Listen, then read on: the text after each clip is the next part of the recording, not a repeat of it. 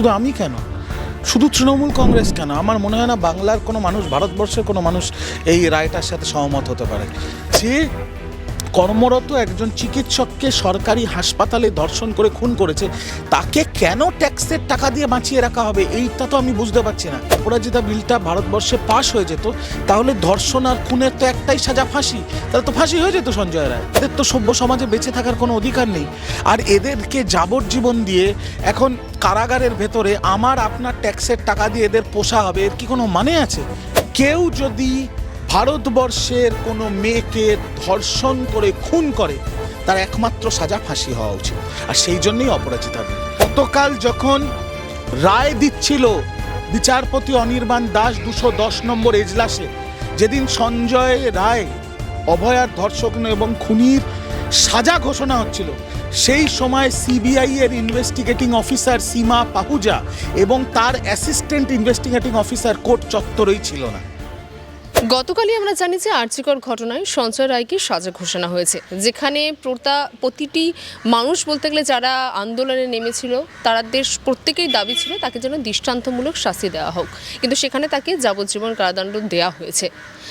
ব্যক্তি হিসেবে আপনি কি এই যে সাজা ঘোষণা হয়েছে সেই সাজাটাকে কি সমর্থন করেন? একদমই নয়। শুধু আমি কেন, শুধু তৃণমূল কংগ্রেস কেন, আমার মনে হয় না বাংলার কোনো মানুষ, ভারতবর্ষের কোনো মানুষ এই রায়টার সাথে সহমত হতে পারে। বিচারপতি বললেন এটা বিরল থেকে বিরলতম ঘটনা নয়। তাহলে বিচারপতির কাছে বিরল থেকে বিরলতম ঘটনা কোনটা, সেটা বিচারপতি বোঝাতে পারবেন। আইনটা আমি অত তো বুঝি না, উনি অনেক বেশি বোঝেন। কিন্তু আমি মনে করি আবেগের জায়গার থেকে এরকম একটা নরপিশাচের, যে এরকম একটা কর্মরত সরকারি হাসপাতালের ভেতরে একটা ডাক্তারকে কাজের সময় কাজের জায়গায় যখন সে জনসেবা দিচ্ছিল তাকে ধর্ষণ এবং খুন করেছে, এদের তো সভ্য সমাজে বেঁচে থাকার কোনো অধিকার নেই। আর এদেরকে যাবজ্জীবন দিয়ে এখন কারাগারের ভেতরে আমার আপনার ট্যাক্সের টাকা দিয়ে এদের পোষা হবে, এর কি কোনো মানে আছে? আমি তো বুঝতে পারছি না। ফাঁসিই হওয়া উচিত ছিল, কেন ফাঁসি হলো না এটাই বড় ব্যাপার। আজকে আপনারা জানেন, আর বা না জানলেও আপনাদের দর্শকদের জ্ঞাতার্থে জানিয়ে দিই, রাজ্য সরকার ইতিমধ্যেই কলকাতা হাইকোর্টে সঞ্জয় রায়ের, রায় নয় রায়, বাঙালি নয় বিহারি, সঞ্জয় রায়ের ফাঁসির দাবিতে হাইকোর্টে রাজ্য সরকার অ্যাপিল করেছে। অদ্ভুতভাবে অ্যাপিলটা কিন্তু অভয়ার মা বাবাও করেনি, জুনিয়র ডাক্তাররা যারা অভয়ের নামে 4.5 কোটি টাকা তুলেছে তারাও করেনি, বা যে মাকুনিরা এখন রাস্তার দিয়ে হাঁটছে তারাও কিন্তু কেউ করেনি।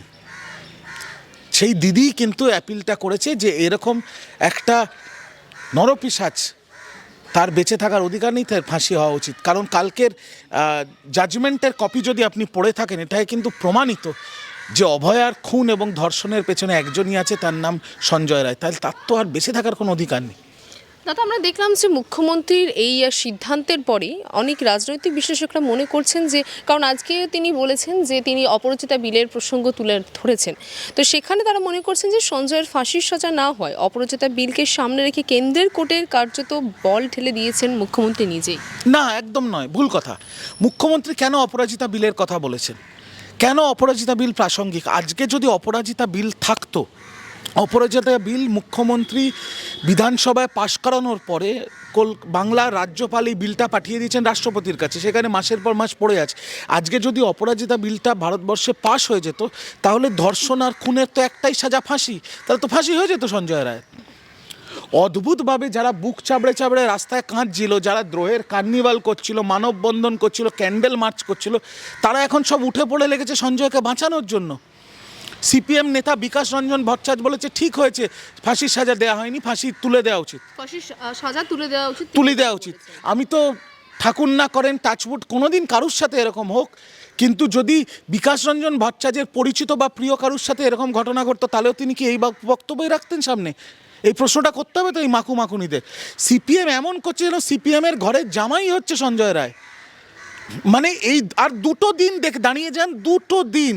আজকে এসইউসিআইও মিছিল করছে, 2 দিন বাদে দেখবেন মীনাক্ষী, সুজন চক্রবর্তী, সেলিম, এরা সবাই স্লোগান দেওয়া শুরু করবে, আমার ভাই তোমার ভাই সঞ্জয় রায়, সঞ্জয় রায়। আর 2 দিন দাঁড়িয়ে যান, আচ্ছা দাদা, এই প্রসঙ্গে ইতিমধ্যে আমরা জানি যে রাজনীতিতে জোর তরজা শুরু হয়েছে, যে মূলত শাস্তি প্রদান করা হয়েছে এবং সেখানেই দেখা যাচ্ছে রাজ্য সরকার যে হাইকোর্টে যে মামলাটি নিয়ে যাওয়ার কথা বলছে সেটাকে নিয়ে আবার অনেকে মন্তব্য করছে যে এটি রাজ্যের এক ধরনের দ্বিচারিতা। কারণ এর আগে কেন তাহলে যখন এই ঘটনাটি ঘটেছিল সেখানে কেন সেই তৎপরতা দেখায়নি? যারা এটা বলছে তারা মূর্খের স্বর্গে বাস করে। সব কেস একরকম হয় না। ভারতবর্ষে প্রতি ঘন্টায় 2 জন করে মহিলা ধর্ষণ হয়, 2 থেকে 3 জন মহিলা ধর্ষণ হয়। যেটা রিপোর্ট হয়, রিপোর্ট তো অনেকই হয় না। সেই ভারতবর্ষে কঠোর আইন আনা হবে না? নির্ভয়া কাণ্ড যখন হয়েছিল দিল্লির বুকে, নির্ভয়া কাণ্ডের পরে যে হুলস্থুল হয়েছিল সারা ভারতবর্ষ জুড়ে, অনেক নিয়ম বদল হয়েছিল। নির্ভয়া কাণ্ড থেকে অভয়া কাণ্ড অবধি, তার মাঝে তো বহুত ভারতবর্ষের মেয়ে ধর্ষণ করা হয়েছে, তাদের খুন করা হয়েছে। তাদের নিয়েও কি এত মাতামাতি হয়েছে? কেস ভিত্তিক হয় এই ব্যাপারগুলো, কেস ভিত্তিক হয়। অভয়ার ব্যাপারটা শুধু বাংলার ব্যাপার না, এটা ভারতবর্ষের ব্যাপার। এটা ভারতবর্ষের গণ্ডি পেরিয়ে পৃথিবীর মানুষও এই ব্যাপারটা নিয়ে চিন্তিত ছিল। তাই যেখানে আজকে সিবিআইয়ের 5 মাসের তদন্তের পরে এটা প্রমাণিত হয়ে গেছে, জাজমেন্টেও প্রমাণিত যে সঞ্জয় রায় একমাত্র সেই জানোয়ার যে কর্মরত একজন চিকিৎসককে সরকারি হাসপাতালে ধর্ষণ করে খুন করেছে, তাকে কেন ট্যাক্সের টাকা দিয়ে বাঁচিয়ে রাখা হবে এইটা তো আমি বুঝতে পারছি না। আর যারা এখন সঞ্জয়কে বাঁচিয়ে রাখার চেষ্টা করছেন তারা তাদের বাড়িতে সঞ্জয়কে গিয়ে রাখুক না। একটা বড় চ্যানেল তো মনে হচ্ছে যা সঞ্জয়ের হয়ে যা ব্যাটিং করছে, মনে হচ্ছে আগামী দিনে ওকে সেরা বাঙালি পুরস্কার দেওয়ার জন্য উঠে পড়ে লেগেছে। এটা কী ধরনের নোংরামি হচ্ছে আমি বুঝতে পারছি না। বাংলার একাংশের সোকল্ড বুদ্ধিজীবী, এদের কারা বুদ্ধিজীবী বানায় আমি সেটাও জানি না, এদের কতটা শিক্ষা আমি সেটাও জানি না। একটু কাকের ঠ্যাং বগের ঠ্যাং আঁকলেই একটা গান গাইয়ে দিলেই সবাই বুদ্ধিজীবী হয়ে যাচ্ছে, আর আমরা পিএইচডি করার পর অশিক্ষিত, এরকম একটা ব্যাপার। তো এই সোকল্ড বুদ্ধিজীবীরা, আর কিছু মাকুরা, আর এখন বিজেপির কিছু অংশ, এরা উঠে পড়ে লেগেছে সঞ্জয়কে নির্দোষ প্রমাণ করতে। এ কি ধরনের নোংরামি? এই প্রসঙ্গে সুকান্ত মজুমদার তিনি বলছেন যে রাজ্য সরকারের তাড়াহুড়ো দেখে মনে হচ্ছে সঞ্জয়ের মুখ বন্ধ করে দিতে চাইছেন। রাজ্য সরকার কি করেছে? রাজ্য সরকার তো সিবিআই 5 মাস তদন্ত করে যাকে প্রধান অভিযুক্ত বলেছে, DNA test, CCTV footage, narco analysis ইত্যাদি ইত্যাদি করে রাজ্য সরকার তো সেই অভিযুক্তকে 12 ঘন্টার মধ্যে গ্রেফতার করেছিল। আজকে রাজ্য সরকার 5 দিনে যে কাজটা করেছিল, সিবিআই তো সেটা 5 মাসে করেছে। ভারতবর্ষের অন্যান্য জায়গায় সিবিআই সাধারণত 6 মাস, 1 বছর, 2 বছর বাদে একটা কেস তাদের হাতে দেওয়া হয়। এখানে তো 96 ঘন্টার মাথায় সিবিআই কেসটা পেয়েছে। এরপরেও যদি এই অপদার্থ সিবিআই কোর্টে প্রমাণ না করতে পারে যে এটা একটা rare of the rarest case, তাহলে ওই রাজুদার পাশে গিয়ে পরোটা বিক্রি করুক না শিয়ালদা স্টেশনে। এদের আর দরকার কি আছে? কলকাতা পুলিশ আর মমতা বন্দ্যোপাধ্যায় যে প্রথম দিন থেকে সঠিক, সেটা গতকাল প্রমাণিত হয়ে গেছে, আর কোর্টের রায়তেও সেটা প্রমাণিত। আপনার কি মনে হয় যে রাজ্য পুলিশের কাছে থাকলে পারে এই সাজা অন্য সাজা হতো? বিগত 3 মাসে জয়নগরের কুলতলির ঘটনা, গুড়াপের ঘটনা এবং ফারাক্কার ঘটনা, যেখানে 3টে ঘটনায় ধর্ষণ করে খুন করা হয়েছিল, রাজ্য পুলিশ তদন্ত করেছিল এবং রাজ্য পুলিশ তদন্ত করে এই লোয়ার কোর্টেই 50 থেকে 52 দিনের মাথায় ফাঁসির সাজা নিয়ে এসছে। কারণ কোর্টের বিচারপতি ফাঁসির সাজা তখনই আর দেবে যখন তদন্তে যেটা উঠে আসবে সেটাকে সঠিকভাবে কোর্টের সামনে পরিবেশন করা হবে। আমি গতকাল আমার চ্যানেলে, ইউটিউব চ্যানেলে এটা বলেছি, আজকে আপনার চ্যানেলের মাধ্যমে, কারণ আপনার চ্যানেলের অনেক বেশি ভিউয়ার, অনেক দর্শক দেখেন, আপনার চ্যানেলে একটা বড় কথা বলতে চাইছি যেটা বড় বড় সংবাদ মাধ্যম বলছে না।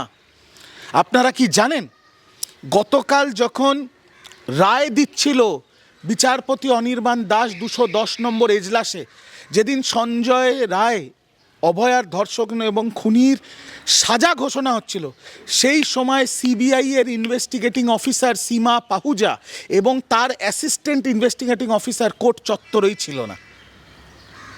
কেউ জানে? কোনো বড় সংবাদ মাধ্যম করছে না। তারা অভয়ার মা বাবাকে বসিয়ে ওখানে টিআরপি তুলছে, নিজেদের স্যালারিটা তুলছে। গতকাল যখন সঞ্জয় রায়ের সাজা ঘোষণা হচ্ছিল, তখন সিবিআইয়ের ইনভেস্টিগেটিং অফিসার এই কেসের সীমা পাহুজা এবং তার অ্যাসিস্ট্যান্ট ইনভেস্টিগেটিং অফিসার কোর্ট চত্বরে ছিল না। বুঝতে পারছেন সিবিআই কত বড় অপদার্থ? সিবিআইয়ের কাছে তো সব তথ্য প্রমাণ আছে, ডিএনএ থেকে, নার্কো অ্যানালিসিস থেকে সঞ্জয়ের নখের তলায় অভয়ার মাংসের অংশ, কুর্তির ছেঁড়া অংশ, ব্লুটুথ হেডসেট, সব তথ্য আছে। তাহলে কেন ঠিক করে বিচারপতির কাছে সেই তথ্যগুলো প্রদান করা হলো না, যাতে সঞ্জয়ের মতো নরপিশাচের ফাঁসির সাজা হয়? এটা তো সিবিআই এর অপদার্থ। এটা যদি আজকে কলকাতা পুলিশের হাতে থাকতো, মমতা বন্দ্যোপাধ্যায়ের হাতে থাকতো, সঞ্জয় রায়ের ফাঁসি হতো, অভয়ার মা বাবাও শান্তিতে ঘুমোতে পারতেন। আমরা কিছুক্ষণ আগে আপনি বললেন যে বিরল থেকে বিরলতম কেস নয়, এটা বিচারপতি অনির্বাণ দাস তিনি বলেছেন। এবং এই বিষয়টা নিয়ে যে প্রশ্ন, যে তাহলে কি ঘটনা ঘটলে বিরল থেকে বিরলতম হয়? প্রশ্নটা শুধুমাত্র যে নির্ভয়ার বাবা করেছেন তা কিন্তু না, তার পাশাপাশি নাগরিক সমাজের প্রত্যেকেরই একটা প্রশ্ন, যে তাহলে বিরল থেকে বিরলতম কেস কি হতে পারে? ধর্ষণ, খুনের মতো এখন জঘন্য অপরাধ যদি এটা না হয়। এটা তো আমারও প্রশ্ন। আমিও তো নাগরিক সমাজের একজন। নাগরিক সমাজ মানেই যে লাল ঝান্ডা ধরতে হবে তার তো মানে নেই। আমিও নাগরিক সমাজের একজন, আপনিও নাগরিক সমাজের একজন। আপনারও মনে এই প্রশ্নটা উঠেছে, আমারও মনে এই প্রশ্নটা উঠেছে। এবার আপনাদের দর্শকদের জ্ঞাতার্থে জানাই যে 1990 সালে কলকাতার বুকে একটা ধর্ষণ এবং খুন হয়েছিল, খুব ফেমাস, সবাই জানেন। তার উপর ওয়েব সিরিজ হয়েছে, ধনঞ্জয়কে ফাঁসি দেওয়া হয়েছিল। যখন ধনঞ্জয়ের ফাঁসি ঘোষণা হয়, সাজা ঘোষণা হয়, তখন বিচারপতি বলেছেন এটা রেয়ার অফ রেয়ারেস্ট ক্রাইম, কারণ রক্ষকই এখানে ভক্ষক। একটা সিকিউরিটি গার্ড যাকে রক্ষা করার দায়িত্ব দিয়েছে, সে এই বাচ্চাটাকে ধর্ষণ করে খুন করেছে। ঠিক একইভাবে এখানেও তো সঞ্জয় রায় তো একটা সিভিক ভলেন্টিয়ারের চাকরি করত, ওর তো কথা ছিল রক্ষা করা মানুষকে। সে যখন একটা সরকারি কর্মচারী, একজন ডাক্তারকে সরকারি হাসপাতালে তার কাজের জায়গায় কর্মরত অবস্থায় ধর্ষণ করে খুন করেছে, এটা তো rarest of the rare case. এর আমি কোনো ব্যাখ্যা খুঁজে পাচ্ছি না। গণধর্ষণ, খুন আর তার সাথে বিকৃত কিছু নির্ভয়া কাণ্ডের মতো ঘটলেই সেটা রেয়ারেস্ট অফ রেয়ার হবে, এটা তো হতে পারে না। আর আমার ব্যক্তিগত মত, এটা তৃণমূলের নয়, আমার ব্যক্তিগত মত, যে রেয়ারেস্ট অফ রেয়ার কেস হোক বা না হোক, কেউ যদি ভারতবর্ষের কোনো মেয়েকে ধর্ষণ করে খুন করে, তার একমাত্র সাজা ফাঁসি হওয়া উচিত। আর সেই জন্যই অপরাজিতা বিল।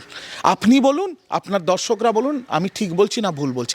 কোনো মেয়ে, সে সরকারি চাকরিতে কর্মরত অবস্থায় থাক না থাক, সে চাকরি করুক না করুক, সে তৃণমূল হোক, বিজেপি হোক, সিপিএম হোক, সে হিন্দু হোক, মুসলমান হোক, সে শিখ হোক, ইসাই হোক, বাংলার বা ভারতবর্ষের কোনো মেয়েকে যদি কেউ ধর্ষণ করে খুন করে, ওরকম নরপিশাচের সভ্য সমাজে বেঁচে থাকার কোনো অধিকার নেই। আর ট্যাক্সের টাকা দিয়ে তাকে লালন পোষণ করার জেলের কোনো দরকার নেই। তার একমাত্র সাজা হওয়া উচিত ফাঁসি, ফাঁসি আর ফাঁসি।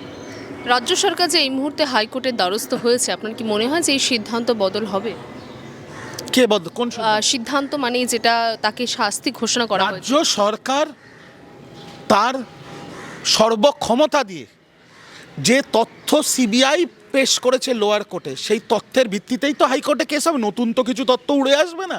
তো সেই তথ্যের ভিত্তিতে রাজ্য সরকারের আইনজীবীরা মহামান্য হাইকোর্টের কাছে একটাই আবেদন করবে, যেটা আমি বললাম, যে এরকম একটা নারকীয় নৃশংস ঘটনা যে জানোয়ার ঘটিয়েছে, তার সমাজে নিঃশ্বাস নেওয়ার কোনো অধিকার নেই। আর ট্যাক্সের পয়সায় তার লালন পোষণের কোনো দরকার নেই। তার যেন ফাঁসি হয়, ব্যাস, পরিষ্কার কথা। এটাই চাইবে রাজ্য সরকার। বাংলা হান্টের আরো খবর দেখতে নজর রাখুন। বাংলা খবর মানেই বাংলা হান্ট।